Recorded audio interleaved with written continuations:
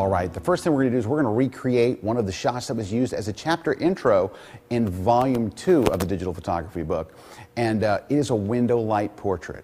Now, window light portraits are great because, well, you already have the light. We're going to use a north-facing window here, and you're going to get the best light traditionally from a north-facing window. So if you have a north-facing window in your house, you're already set because you're already going to have beautiful light coming in. Now, we're going to have a couple of things to deal with. The main thing we're going to have to deal with is the harshness of the light.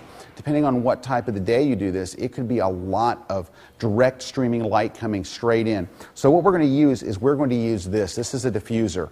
This thing makes a huge difference. Now, the one I'm using here actually happens to be called a Last Light. It's like a tri-grip diffuser, and what it does is it just softens daylight. So you can take this right out in the middle of a street and do a street shot using nothing but this, and it will just soften and diffuse the light. This is what's called a one-stop diffuser. So if you're looking to buy one of these, and by the way, it doesn't have to have this handle. I just like this, the one made by Last Light, which is this one. I like it because you can hold the camera in one hand and then use the diffuser in the other to you know, kind of cover two birds with one stone. But they make them without this. You can get them from any kind of, Westcott makes them, a lot of different companies make them.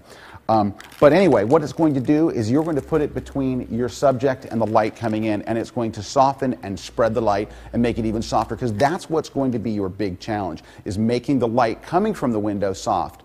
Now, depending on how dirty your windows are, if your windows are dirty, believe it or not, that helps soften the light. So there are other things you can do. We'll talk about those in a moment. But this is going to be our main tool for this entire shoot, is just having you or somebody else. In my case, we're going to have my assistant Brad here on the set in just a moment, and he's going to actually hold this up to diffuse the light used on our model. Now, we're very fortunate for this shoot today is that I was able to actually get the same male and female models that I used in Volume 2, which was all based on studio lighting, to be here for this series today. So we're going to bring in our model here in just a moment. But first I want to talk about where do you position the model when they come in. Well, first, we have this chair. So what you want to do is you want to position your model kind of ideally maybe 6 feet from the window. You don't want them too close to the window because the light at the closest of the window is going to be the harshest. So you want to move them away. So putting them about 6 feet away is kind of an ideal position.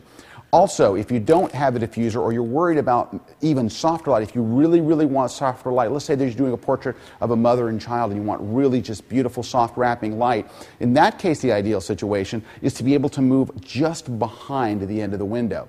Now, we have a wall here, so we're kind of constricted in what we can do. But ideally, what you would do is you would place the model maybe just behind the window, just kind of a little bit back in this corner. So the softer you are from the center of the light coming in, the softer the light's going to be. So just getting a little bit further behind it's going to be great. In this case, we're going to recreate that first shot, so we're going to bring in our model. This is Shay, and she's going to be helping us on the set today. Now, my camera position is going to be over there. Hi, Shay. Hi. All right, so she's actually going to be facing the camera over that way, and we're going to set up there in just a moment. And then I'm going to bring Brad Moore, who's my assistant, in. Brad is going to actually diffuse the light by putting this diffuser between the daylight and the window. So here comes Brad now. This is Brad Moore. Hey, Brad. And we're just going to have him and show him where. Well, I'm going to get off the set so we have more room here. What we're going to do is we'll go ahead and set up. I'll let Brad get in position. But what we're going to do is put something between the natural light and the model just to soften it. And I'm going to head right back over there. All right, a couple of tips on how to shoot this. I'm shooting this on a tripod because we're working in natural light, and we don't have a tremendous amount of natural light, so I'm working on a tripod, but you don't necessarily have to.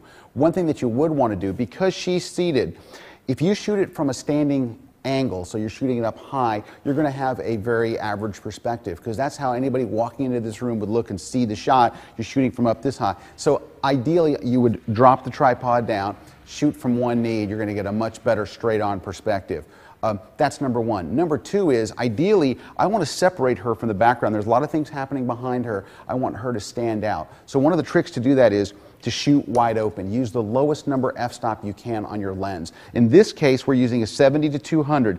I prefer to shoot further away from the subject, and I like to shoot with long lenses like this because it gives a real nice compression. If you read Volume 2, we talked about that, and in Volume 3, I have a whole chapter on lenses, and we talk about all that junk, so I'm not going to go into it here, but I do prefer to shoot at the long end of the range. So a lot of times I'll be shooting in more like the 200 millimeter range for portraits than I would something shorter or wider. But again, I'm shooting at f f2.8. What that's going to do, it's going to put her in focus and the background quite a bit out of focus. Now, the other thing that you have to do is you kind of have to make sure that you zoom in enough to where the subject kind of fills the frame. One of the mistakes that I talked about in Volume 1 that a lot of amateurs make is they leave way too much headroom above the subject. So if this was the subject's head, they leave a big gap up here like this. You want your subject to pretty much fill the frame. And by the way, it's perfectly okay to actually cut off a little bit of the subject's head. If you look in commercial photography, ads in magazines, the next time you pick up a magazine, look, and you'll see that again and again and again with the subject's head cut off. You will rarely see their chin cut off, but you'll see their head cut off. They're just the top of it, just the hair. Quite often it's very, very popular because they're trying to fill the frame and get a lot of impact. So here's what we're going to do. We've got the subject in place. We've got Brad there with the diffuser. We're going to have Brad put the diffuser in place. I'm going to get down on one knee. We're just going to take a few test shots and see how it looks. So let's go ahead and do that. All right. And yeah, just a little bit of a smile just like that. All right. So I'm taking a look at the first one. Yeah, I can tell you what. The light looks nice and wrapping coming off the image. The white balance probably needs a little bit of tweaking, but other than that, there's not a whole lot to do, and this is why people love shooting natural light so much, because really it's pretty easy. The whole trick to this thing is Brad holding that diffuser, because that's what's going to make the light wrapping. Also, you want to be able to get the diffuser kind of close to your subject too. Of course, unless you need to use more light, then you can get back a little bit with it. But if you don't have a Brad, by the way, I highly recommend a Brad. But if you don't have a Brad, you can also use a light stand to do the same thing. They make light stands with a little boom arm and 2 clips, so you can just position the diffuser exactly where you want it. Once you have one of those boom arms, it really makes it easy, because if you're shooting by yourself, then you can do this exact same thing. So that's pretty much it. I know you think, well, there's got to be more to it. There's really not. The only one thing that you have to keep an eye out for inside the camera is to make sure that you don't clip the highlights, that it doesn't get so bright that her face starts to get little highlights and things that you don't want. The way to do that is turn the highlight warning on in your camera. All right? Go into your camera's menu and turn the highlight warning on. What that means is when I take the shot, if any part of the photo is getting so bright that it will actually turn white and there's no detail, that's the one thing you want to fix in the camera. You don't want to try to fix that later in something like Photoshop. You may not be able to, because if the detail's gone forever, it may just be gone forever. So here's what I do. Turn your highlight warning on. Take a test shot and then look on the back of the camera. If any part of the photo is actually blinking at you, that's telling you that that part of the photo will have no detail whatsoever. So what you're going to use is a thing called exposure compensation. You're going to take the shot. You're going to see that it's blinking. You're going to lower your exposure by 1/3 of a stop. So what you're doing there is the camera says, I think this is the proper exposure, but it's wrong. In this case, we have so many white things here in the room. There's so much white light and white everything that it could actually destroy part of the photograph. So the exposure the camera thinks is right, you're saying, I'm seeing it, but it's not right, it's wrong. So you're going to go drop the exposure 1/3 of a stop using exposure compensation. There's a little button on the camera. You just hold, you dial it down 1/3. Take the shot again and look, do you still see the blinkies? If it's still blinking, drop it again. Now, if you wind up dropping it a stop and a half, and all of a sudden your subject looks, dark, then you're either going to have to bring in a light, or you're going to have a little bit of clipping. Here's the secret to clipping. Does it matter?